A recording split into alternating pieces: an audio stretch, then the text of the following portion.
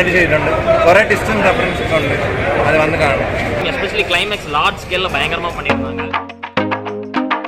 இந்த படம் நல்லா இருந்தது. ஆக்சுவலாக என்டர்டெய்னிங்காக அவர் சொன்ன மாதிரி வெங்கட் பிரபுட்ட நம்ம என்ன எக்ஸ்பெக்ட் பண்ணுவோமோ அதை மட்டும் கொடுத்துருக்காரு. நம்ம துப்பாக்கி ரேஞ்சு லியோ ரேஞ்சுக்கு எக்ஸ்பெக்ட் பண்ணோம்னா டிசப்பாயிண்ட் ஆகும். பட் அஸ் யூஸ்வல் அவரோட ஸ்டைல் ஆஃப் மேக்கிங்கில் ஒரு என்டர்டெய்னிங்கான ஃபிலிம். எஸ்பெஷலி கிளைமேக்ஸ் லார்ஜ் ஸ்கேலில் பயங்கரமாக பண்ணியிருந்தாங்க. அப்புறம் அந்த தலை கேமியோ இருக்குது, அது பயங்கரமாக ஒர்க் ஆகிடுச்சு.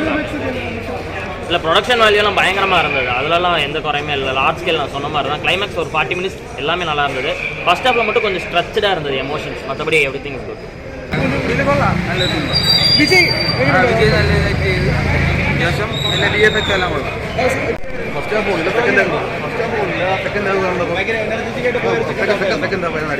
ഇതുവരെ കാണാത്തൊരു വിജയനാണോ കാണാൻ പറ്റിയത്?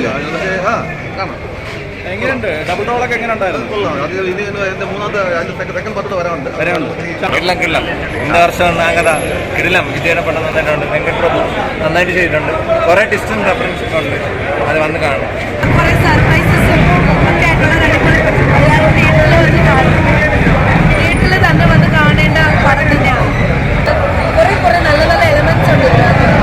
സിനിമ കൊള്ളാം. മങ്കാത്ത കഴിഞ്ഞിട്ടുള്ള ഒരു അടുത്ത മാസം പടമായിട്ടാണ് ഫീൽ ചെയ്തത്. ഞാൻ ആക്ച്വലി വിചാരിച്ചത് എവിടേക്കോ ട്രെയിലർ പോലെ ആയിരിക്കില്ല എന്നാണ് വിചാരിച്ചത്. പക്ഷെ എനിക്ക് അതിനേക്കാൾ ഇഷ്ടമാണ്.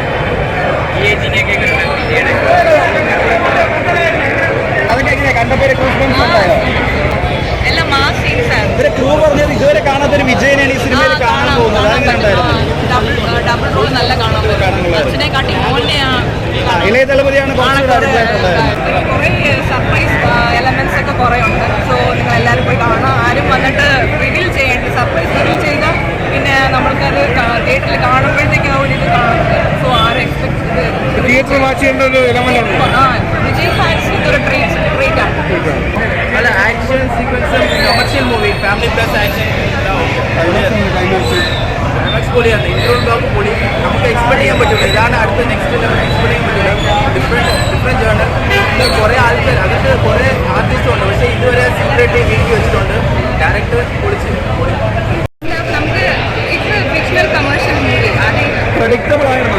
പ്രഡിക്റ്റബിൾ എന്ന് വെച്ചാൽ ഫസ്റ്റ് ഹാഫ് വെച്ച് നോക്കുമ്പോൾ അങ്ങനെ ഒന്നുമായിട്ട് തോന്നിയില്ല. പക്ഷേ വെങ്കട് പ്രഭുവിൻ്റെ ഒരു എക്സ്പെക്ടേഷൻ നമുക്ക് കാണുമല്ലോ. പുള്ളിയുടെ ലാസ്റ്റ് മറ്റേ മാനാട് മങ്കാത്തയൊക്കെ വെച്ചിട്ട്. പക്ഷേ അതിൻ്റെ അത്രയ്ക്കില്ല. പക്ഷേ നമ്മൾ സ്പെൻഡ് ചെയ്യുന്ന ടൈമിലും കൊടുക്കുന്ന കാശിനും വേസ്റ്റ് ആവില്ല. കണ്ടിരിക്കുക, അത്രേ നത്തിങ് ഓർ നത്തിങ്. ടോട്ടലായിട്ട് ഞാൻ പറഞ്ഞില്ല, നമുക്ക് കൊടുക്കുന്ന കാശിനും ടൈം സ്പെൻഡ് ചെയ്യുന്നതിനും ഇരുന്ന് കാണാം.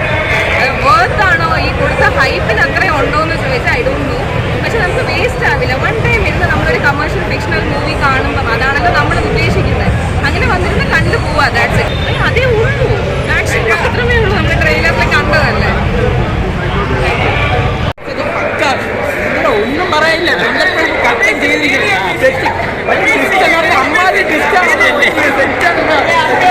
സസ്പെൻസ് മെറ്റീരിയൽ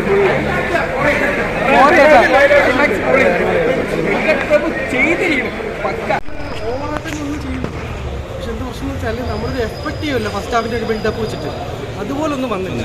ആ ഒരു അവസാനം ക്ലൈമാക്സിൽ എടുക്കുമ്പോൾ ഒരു വൗ ഫാക്ടറൊന്നും നമുക്ക് കിട്ടിയില്ല. സാധാ പോലെ കഴിഞ്ഞു പോയി.